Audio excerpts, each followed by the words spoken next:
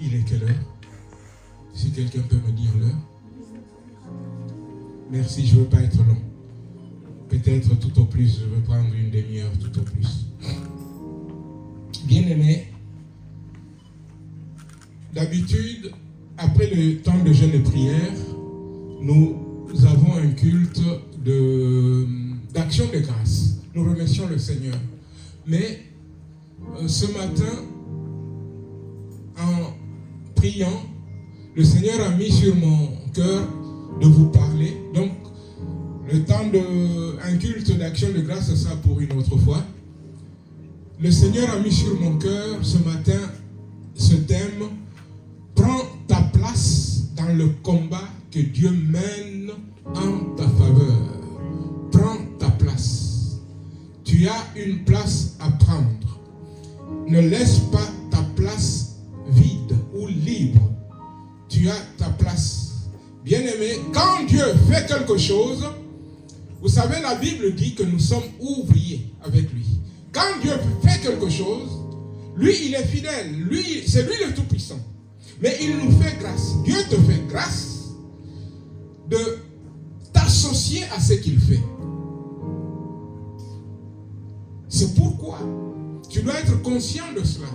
Le Tout-Puissant, le Créateur, qui peut se passer de toi. Mais il veut te faire participer à ce qu'il fait. C'est pourquoi, tout à l'heure, on vient de nous le dire. L'œuvre, là-bas, à la Ferté-Bernard, c'est l'œuvre de Dieu. Mais c'est une grâce que Dieu nous utilise pour faire cette œuvre-là.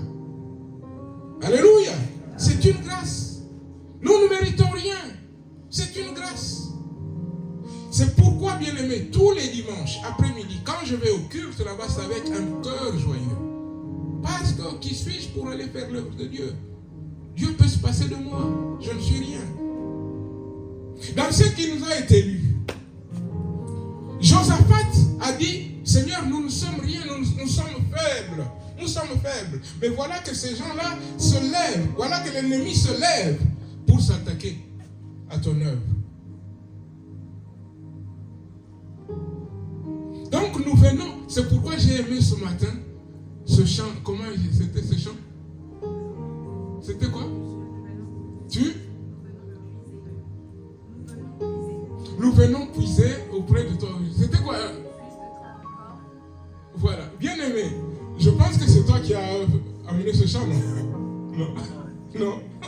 Ok. Donc j'étais vraiment content, touché par ce chant-là. Nous ne sommes rien. Mais cherchons chaque fois qu'il y a une difficulté qui se dresse.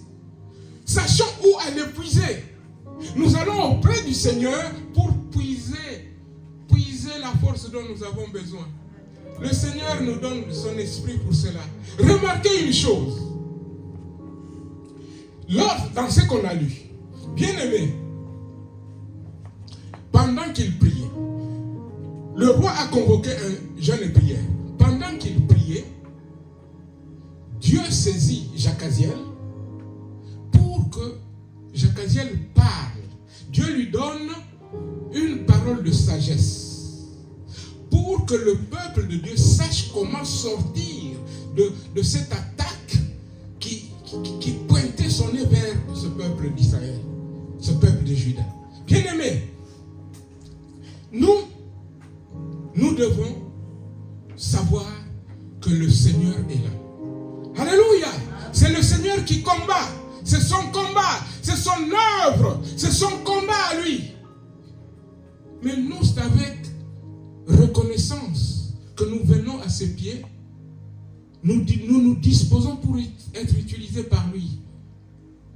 Bien-aimé, ce n'est pas parce que c'est Dieu qui combat que toi, tu n'as rien à faire. Il fallait que Josaphat convoque déjà un jeûne de prière. Donc il a fait quelque chose. Il fallait que le peuple réponde à ce jeûne de prière. Le peuple a fait quelque chose. Alléluia. Il fallait que Jacaziel se dispose à être à l'écoute. Et le Saint-Esprit a parlé. Et ce n'est pas fini.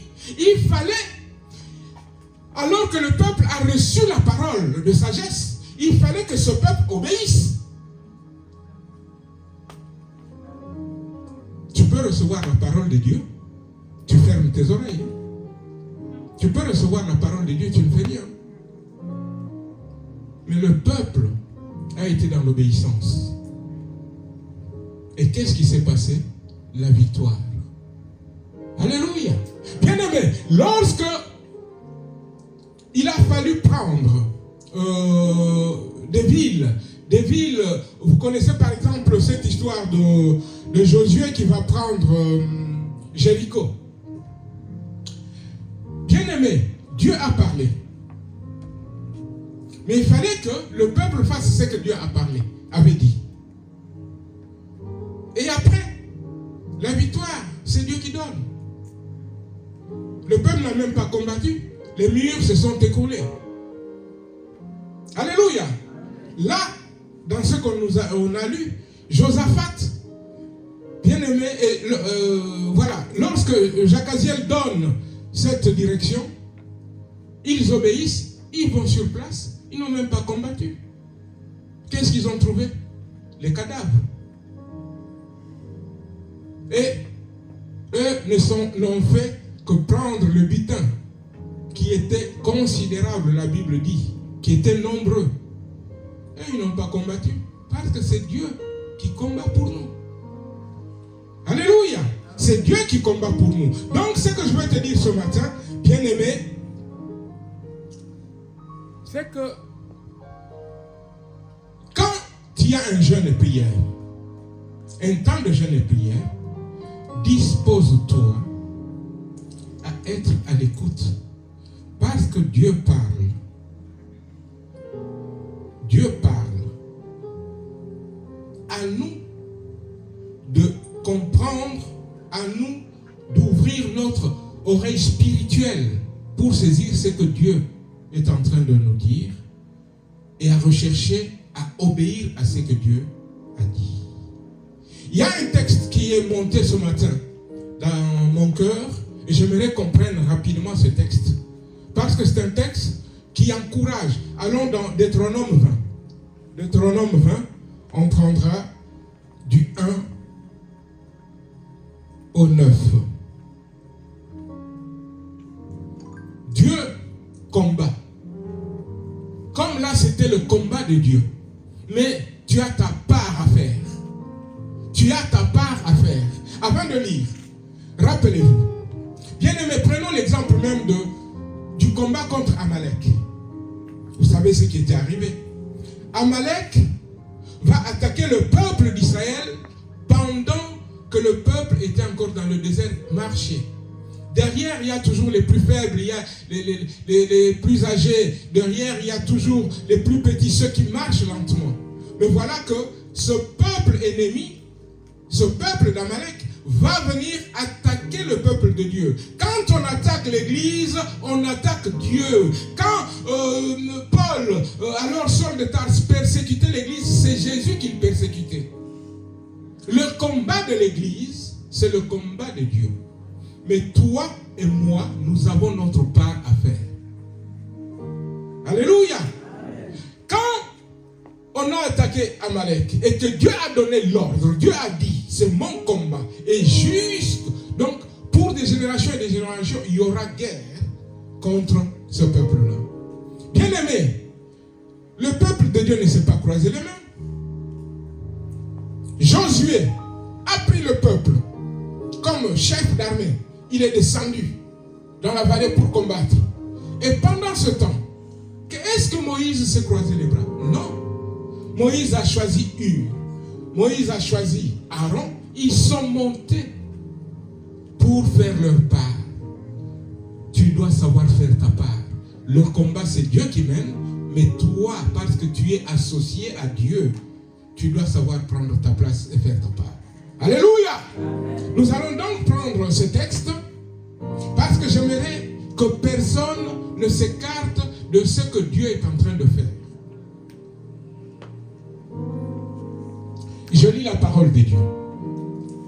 Lorsque tu iras à la guerre contre tes ennemis et que tu verras des chevaux et des chars et un peuple plus nombreux que toi, tu ne les craindras point. Car l'Éternel, ton Dieu, qui t'a fait monter du pays d'Égypte, est avec toi. Le Seigneur est avec son Église. Quand on attaque son Église, il faut que son Église sache et soit consciente qu'elle n'est pas seule dans le combat, parce que c'est le combat de Dieu. Dieu est avec son Église, Dieu combat. Alléluia! On peut voir l'ennemi qui est là, on se voit tout petit. Mais quand on réalise que Dieu est avec nous, bien aimé, par la foi, on se lève et on va à la guerre. Et on sera dans la victoire. Parce que c'est lui qui combat pour nous et c'est lui qui nous a sortis déjà de ce monde. Il nous a sortis d'Égypte. Alléluia! Il est avec nous. Le 2. À l'approche du combat, le sacrificateur s'avancera et parlera au peuple. Il leur dira, écoute, Israël, vous allez aujourd'hui livrer bataille à vos ennemis. Que votre cœur ne se trouble point. Soyez sans crainte. Ne vous effrayez pas. Ne vous épouvantez pas devant eux. C'est lui qui sait que Dieu est avec lui. C'est lui qui sait que Dieu est pour lui. Ne peut pas avoir peur. Parce que c'est Dieu qui combat. Qui a déjà entendu que Dieu a été dans la défaite? C'est impossible. Jamais. Dieu ne peut être dans la défaite. Donc si Dieu est avec moi, pourrais-je craindre l'ennemi? L'ennemi n'est rien. Parce que je ne compte pas sur mes muscles, mais je compte sur Dieu. C'est lui qui est avec moi et plus fort que celui qui est dans ce monde. Alléluia. L'ennemi peut venir nous attaquer. Mais si nous ouvrons les yeux spirituels, nous verrons qu'il y a autour de nous une armée plus nombreuse avec des chars de feu. Alléluia! Nous verrons cela. Mais pour qu'on le voie, il faut ouvrir l'œil. Pas l'œil physique, l'œil spirituel. Par la foi. Alléluia. Bien-aimé, il est dit, car l'Éternel, votre Dieu, marche avec vous pour combattre vos ennemis, pour vous sauver. C'est Dieu qui combat. C'est lui qui est en Christ. Bien-aimé, Christ fait de lui plus que vainqueur. Alléluia. Je ne combats pas, mais je suis dans la victoire. Il a combattu pour moi. Même quand il me dit, lève-toi, va, je me lève, je vais. Et je sais que la victoire est au bout, parce que c'est lui qui est avec moi, c'est lui le Tout-Puissant. Il s'appelle le Tout-Puissant. Alléluia! Qu'est-ce qui est dit? Les officiers parleront ensuite au peuple et diront, qui est-ce qui a bâti une maison neuve et ne s'y est point encore établi? Qu'il s'en aille et retourne chez lui, de peur qu'il ne meure dans la bataille et qu'un autre ne s'y établisse. On passe, qui est celui, qui est-ce qui a planté une vigne et n'en a pas point encore joui? Qu'il s'en aille et retourne chez lui, de peur qu'il ne meure dans la bataille et qu'un autre n'en jouisse. Qui est fiancé à une femme et ne l'a point encore prise?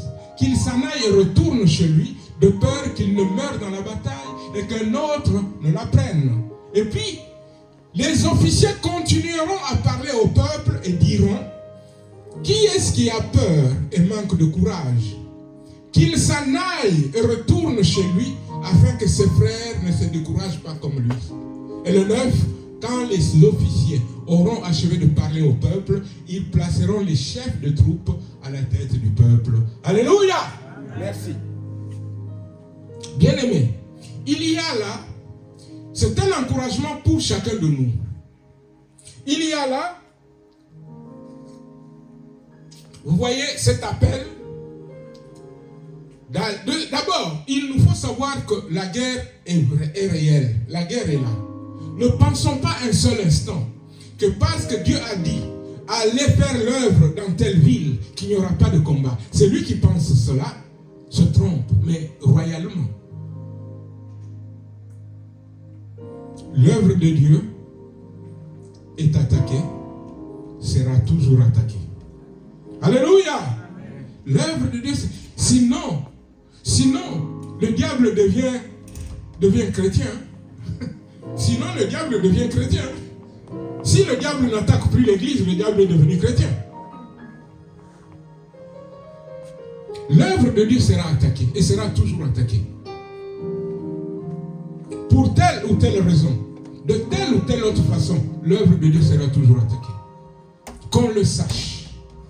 Et j'ai même déjà dit, je ne veux pas m'attarder là-dessus. Sachez une chose, il y a deux sortes de combats, ou il y a plutôt les combats viennent de deux côtés. Il y a les combats qui viennent de l'extérieur pour attaquer le peuple.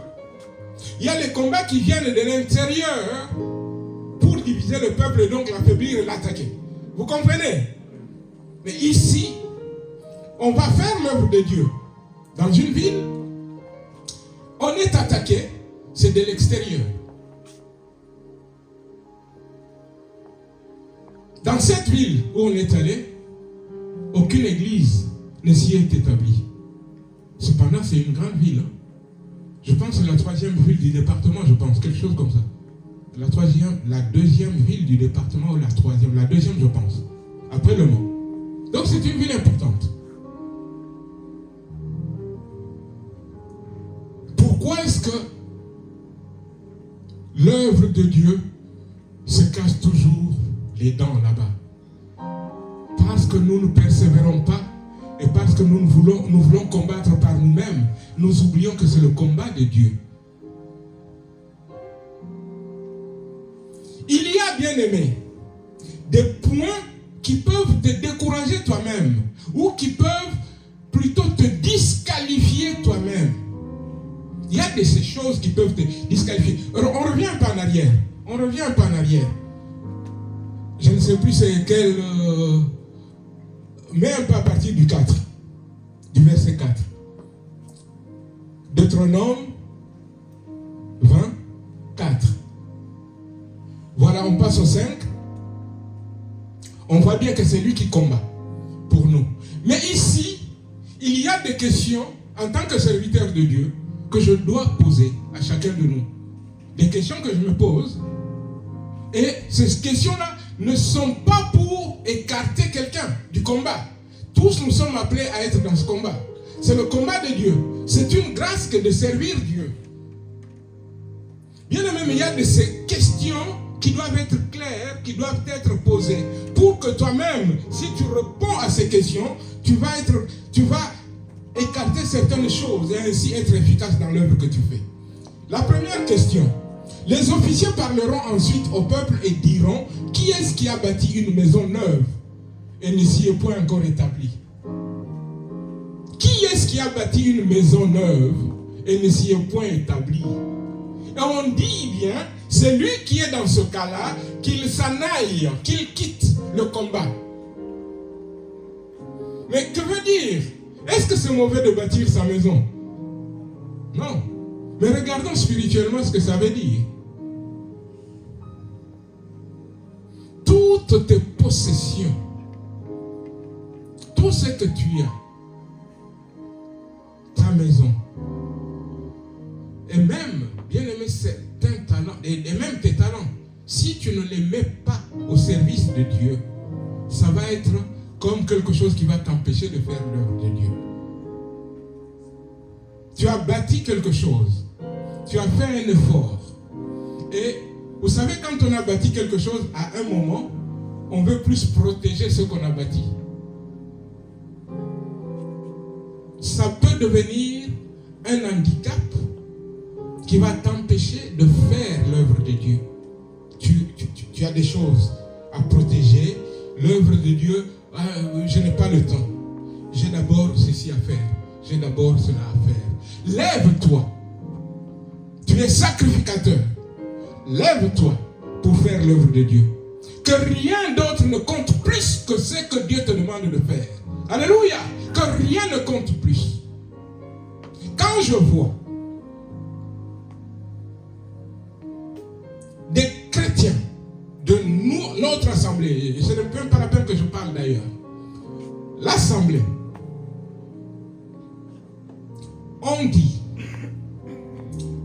il y a l'œuvre de Dieu qui se fait. J'avais même dit que c'est un terrain merveilleux. L'œuvre est en train de naître. Tous les gens qui se forment ici doivent aller déjà apprendre à faire l'œuvre, là où l'œuvre est naissante. Maman Martine a dit tout à l'heure, nos frères, quand ils venaient ici, on voyait presque tous les dimanches autour de 7 personnes à peu près qui venaient. Mais ils faisaient, on a dit 45 km.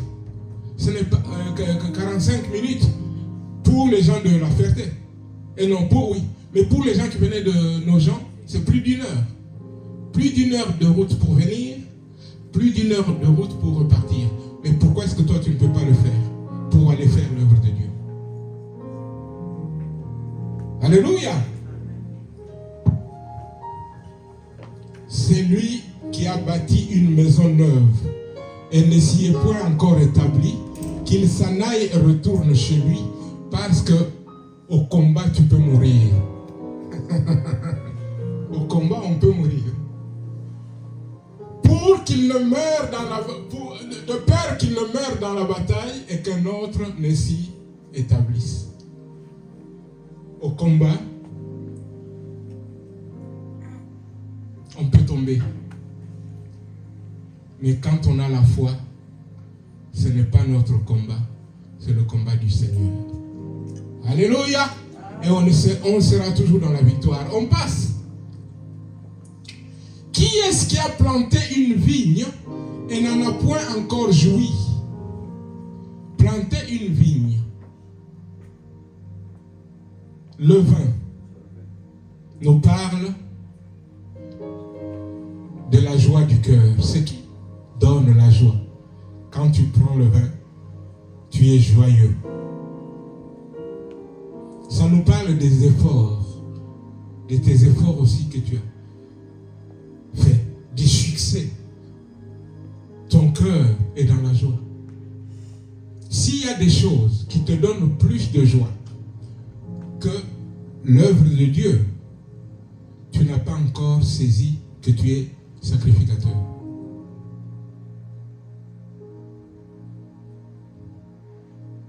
Qui sait que Jésus, qui est Dieu, a quitté le ciel où la gloire, toute la gloire à lui. Jésus s'est dépouillé pour descendre sur terre afin de te sauver, toi. Afin de me sauver, moi. Qui le sait? C'est ce que Jésus a fait.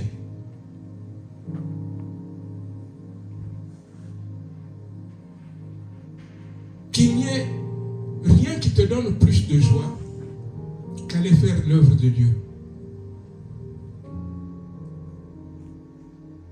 Quelle joie peut-il y avoir de plus qu'être aux côtés de Dieu dans le service? Servir Dieu. Quelle joie! Je ne sais pas. Je ne sais pas. Je ne sais pas. Mais il ne faut pas qu'il y en ait. Ça deviendrait une idolâtrie.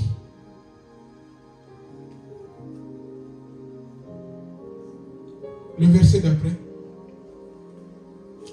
Qui est fiancé à une femme et ne l'a point encore prise?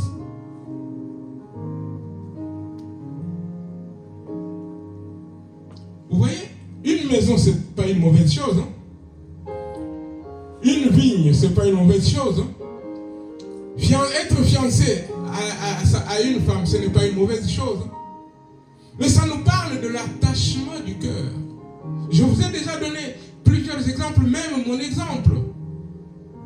J'étais à l'université. Maman Betty était à l'université. Elle a quitté l'université parce qu'elle voulait rester chez elle. Bien aimée, chaque semaine, j'allais chez elle. Et pour remonter au campus à Kinshasa, la nuit à partir de minuit passé, je n'avais même pas peur. Mais pourquoi est-ce que je faisais tous ces kilomètres? L'attachement de mon cœur. C'est cela la vérité. Quand tu es là où ton cœur est attaché, là il y a ton trésor.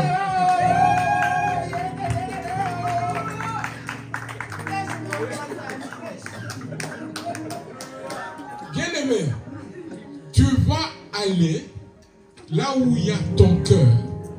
L'attachement de ton cœur, tu vas y aller, tu ne vas même pas compter. Il y a même un dicton français qui dit, quand on aime, on ne compte pas. Alléluia. Quand on aime, on ne compte pas.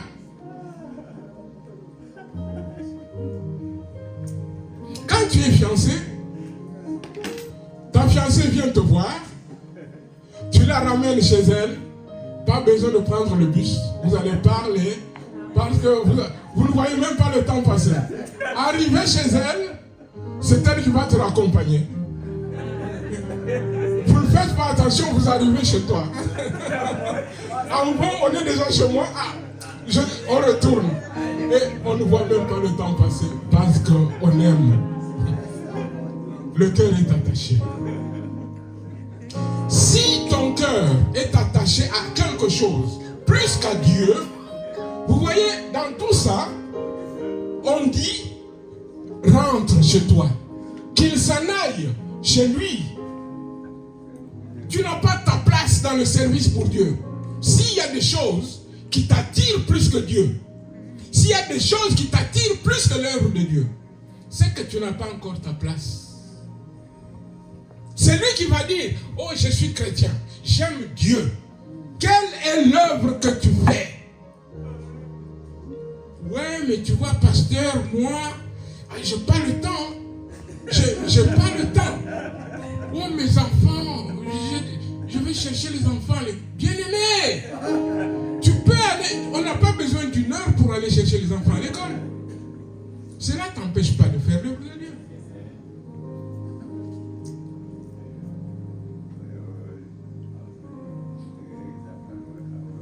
Je nous demande de nous lever pour faire l'œuvre de Dieu. On vous l'a répété à plusieurs reprises.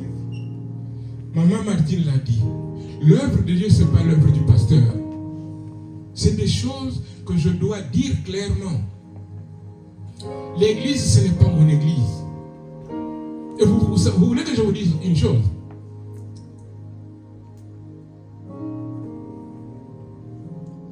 L'œuvre de Dieu, quand on est à la tête, c'est beaucoup de soucis. C'est beaucoup de soucis. C'est beaucoup de combats. Beaucoup. Je n'ai pas sommeil. Vous savez qu'il y a beaucoup d'enfants de pasteurs, de fois qui détestent l'œuvre parce qu'ils n'ont même pas le temps de voir leur père.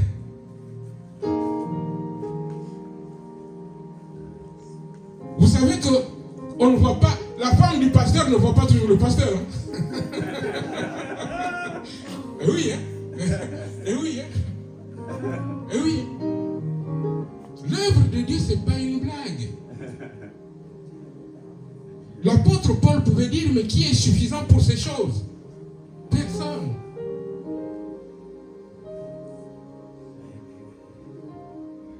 Je nous demande qu'il n'y ait rien qui t'attire plus que l'œuvre de Dieu.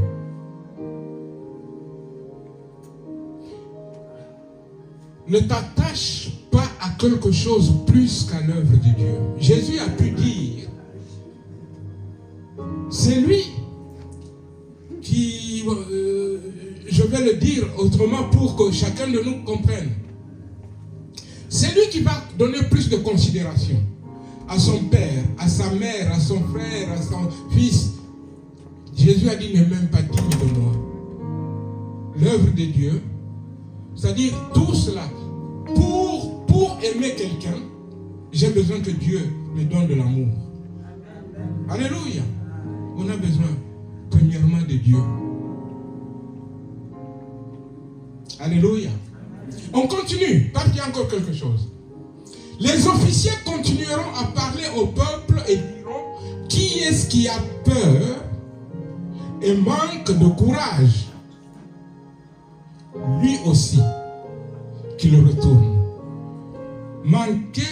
Avoir peur et manquer de courage, ça nous parle de la foi. Alléluia. La foi. On a peur parce qu'on n'a pas de foi. On a peur parce qu'on pense que ça va tourner, quelque chose va tourner mal et que Ah oui, on ne sait pas si Dieu va faire. Hein? On ne sait pas. Mais c'est lui qui sait que Dieu est là. C'est lui qui sait que c'est l'œuvre de Dieu. C'est lui qui sait que jamais Dieu ne l'abandonnera. Il va, bien aimé, avoir de courage et jamais de peur. Qu'est-ce qui fait qu'un enfant, devant n'importe qui, quand son papa est là, l'enfant croit que tu ne peux rien lui faire parce que son père est là. C'est la foi. Alléluia.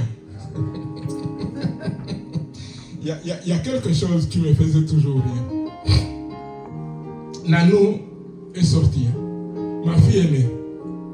Quand Nanou avait, je ne sais pas, 2 ans, le cadet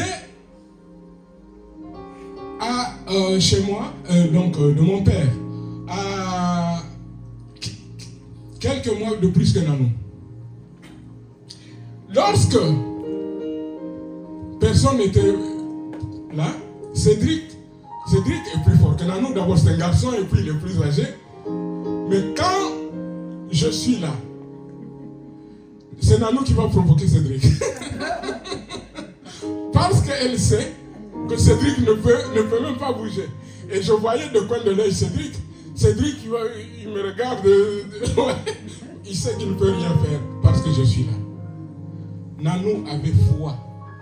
Papa est là, personne ne peut me frapper. Je peux me permettre ce que je veux parce que papa est là. Et je savais, je me disais, attends, tu vas aller dans un coin avec Cédric tous les deux. Vous voyez? Donc, quand tu as peur dans l'œuvre de Dieu, c'est que ça montre le niveau de ta foi. Quand on a foi, Dieu peut tout, la Bible le dit. Alléluia. La Bible dit aussi, on peut tout par la foi. Alléluia. Quand tu as la foi, tu peux tout. Bien-aimé, dans l'œuvre de Dieu, ce n'est pas de l'arrogance. Je viens de parler de Nanou, voilà qu'elle revient. Vous voyez? Dans l'œuvre de Dieu, moi je n'ai pas peur. Ce n'est pas mon œuvre. Le succès de l'œuvre de Dieu, ce n'est pas mon succès. C'est le succès de Dieu. S'il n'y a pas de succès, ce n'est pas mon problème. Moi, je dois faire ce que j'ai à faire comme je dois le faire. Le reste, ça appartient à Dieu. Lève-toi pour faire l'œuvre de Dieu. Mon propos ce matin, c'est pour t'encourager.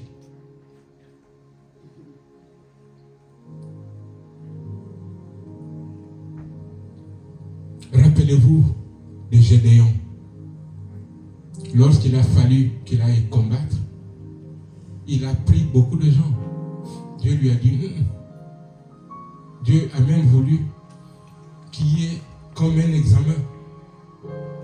Amène-les là, au bord de l'eau, pour qu'ils aillent boire. Tu verras comment ils boivent. Celui qui boit en prenant, écarte-le. Celui qui va laper l'eau comme un chien, c'est celui-là. Pourquoi?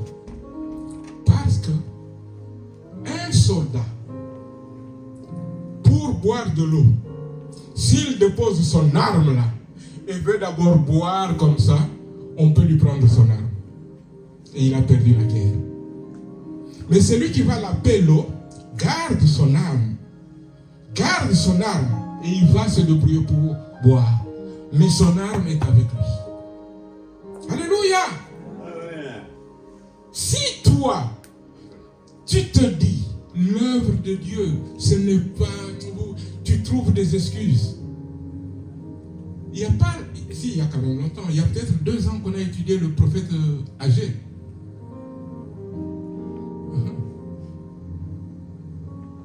Les gens qui disaient, l'œuvre pour construire la maison de Dieu, ce n'est pas encore le temps. Mais Dieu leur a posé la question, est-ce que c'est le temps pour vous d'habiter dans vos maisons lambrissées? Alors que ma maison à moi est détruite. Tu veux servir Dieu? Lève-toi. Lève-toi pour servir de Dieu. Quel que soit le combat, c'est le combat de Dieu. Mais toi, sois là. Sois là. Et pour terminer, je vais revenir à ce que j'ai dit parce que c'est important pour moi. C'est important pour moi.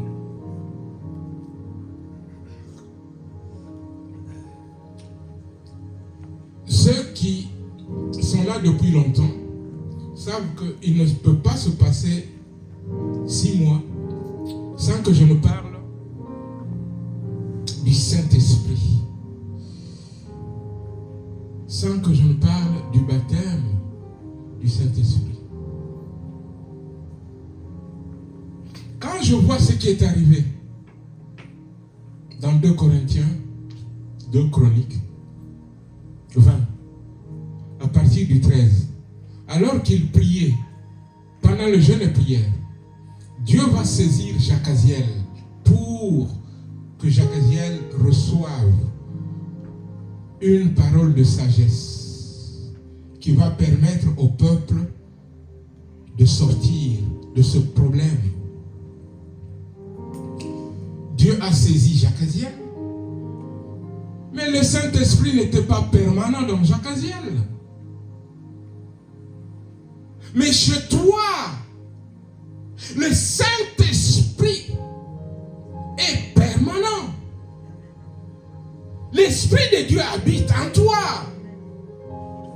Développe ta relation avec l'Esprit de Dieu. On est en train de prier.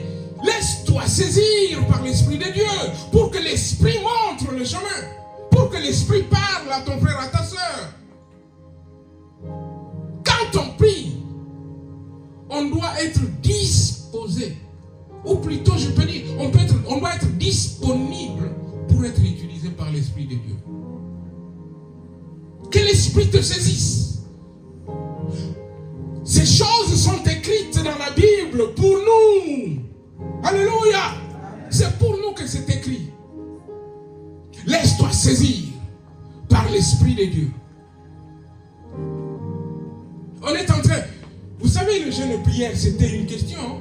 Non, c'était pas... Mais c'était presque... On disait à Dieu, c'était une question, montre-nous le chemin. Mais que Dieu montre ce chemin par toi. Ne t'exclus pas. Oui, mais c'est les autres. Oui, mais moi, tu vois, pasteur, moi, je n'ai pas encore compris. Qu'est-ce que tu n'as pas encore compris?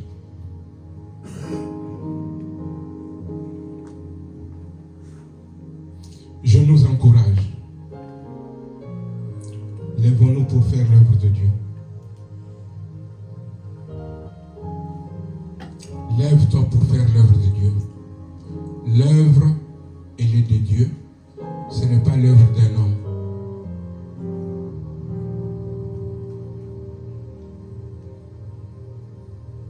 Demain, je ne serai pas là. Mais l'œuvre, c'est l'œuvre de Dieu, elle doit continuer. Demain, toi aussi, tu ne seras pas là.